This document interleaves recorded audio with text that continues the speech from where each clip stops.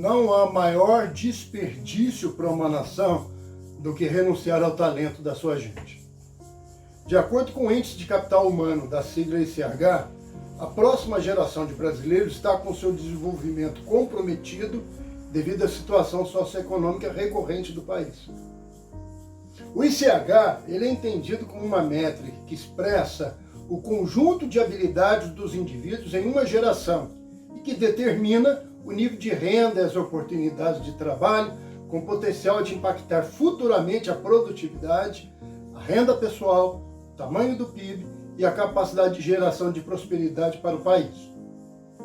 Assim, o ICH funciona como um alerta quanto à maneira como as crianças são amparadas pelas políticas públicas. Mais do que isso, os reflexos das políticas de saúde e educação em uma geração, caso não sejam alteradas. Nesse contexto, o ICH expressa a desigualdade que impede o ser humano de atingir todo o seu potencial pela ausência das condições mínimas necessárias para uma vida plena. A confecção do IDH depende de 5 aspectos: a taxa de mortalidade, o déficit de crescimento infantil em função da saúde e alimentação, o acesso à educação, os anos esperados de escolaridade e a qualidade da educação em termos dos resultados de aprendizagem. Com estes parâmetros, o ICH estima quão produtiva será a próxima geração, segundo as condições atuais. No que tange ao Brasil, os dados do relatório de 2020 do Banco Mundial são alarmantes, visto que o país pontuou apenas 0,55 em uma escala de 0 a 1, abaixo da América Latina e Caribe. Isso significa que 45% das crianças brasileiras nascidas em 2020 não conseguirão atingir todo o seu potencial quando se tornarem adultas. Para você ter uma ideia do que isso significa, nasceram quase 3 milhões de pessoas no Brasil em 2019. Então, segundo o ICH, 45% desses brasileiros, ou seja, quase 1.300.000 pessoas, vão se perder antes de atingirem a maioridade, vítimas de fome e da violência. Pessoas sem condições de usufruir uma educação que lhes permitam fazer escolhas para uma vida digna e plena.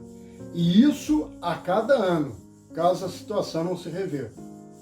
O que se assiste, então, é um trágico processo de destruição de vidas e talentos em que potenciais cientistas, artistas, estadistas, educadores e humanistas que o país tanto precisa se perderão anualmente porque os governos sucessivamente falham em prover condições mínimas de educação, saúde, trabalho e renda. Escandalosamente, a desigualdade no Brasil é tamanha que, enquanto alguns municípios das regiões Sul, Sudeste e Centro-Oeste têm ICH semelhante aos de países desenvolvidos, outros nas regiões Norte e Nordeste se aproximam dos países africanos mais pobres. Mas o que é importante que se compreenda é que a questão da desigualdade afeta o acesso aos recursos e meios de produção e da riqueza resultante, a qual deve ser abordada no contexto do usufruto desta riqueza, ou seja, na sua contribuição para o bem-estar da humanidade, e não apenas de uma pequena parcela de pessoas que delas usufrui com desperdício de lixo. O saudoso cartunista Milor Fernandes, do alto da sua sagacidade bem-humorada, dizia que o aumento da canalice é o resultado da má distribuição de renda. A falta de trabalho e, consequentemente, de renda compromete a educação e a saúde. Um dos resultados mais flagrantes acaba sendo de uma parcela significativa da população sujeita a negacionismos científicos em prol de crenças como o criacionismo e o terraplanismo, com reflexos na polarização ideológica. Na política de ódio que se instala, somos todos vítimas de líderes autocráticos e populistas que prosperam em meio à ignorância e à miséria. Nesse quadro de subdesenvolvimento, perde a geração atual de brasileiros e aquela que está se formando pela arrecadação injusta e pela aplicação incompetente de tributos, assim como pelas malversações recorrentes dos recursos públicos, um círculo vicioso cruel que tem se repetido. A única saída é investimento público em prol da educação e da saúde para uma população carente que representa 31,6% da população brasileira inteira, segundo o IBGE. Um país ignorante e miserável do tamanho da França.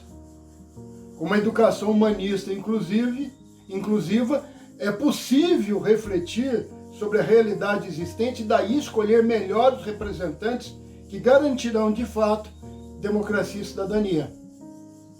Pode parecer algo utópico e mesmo ingênuo, mas foi assim que nações saíram da miséria para usufruir dos melhores índices de qualidade de vida, tal como o ICH que estamos tratando agora.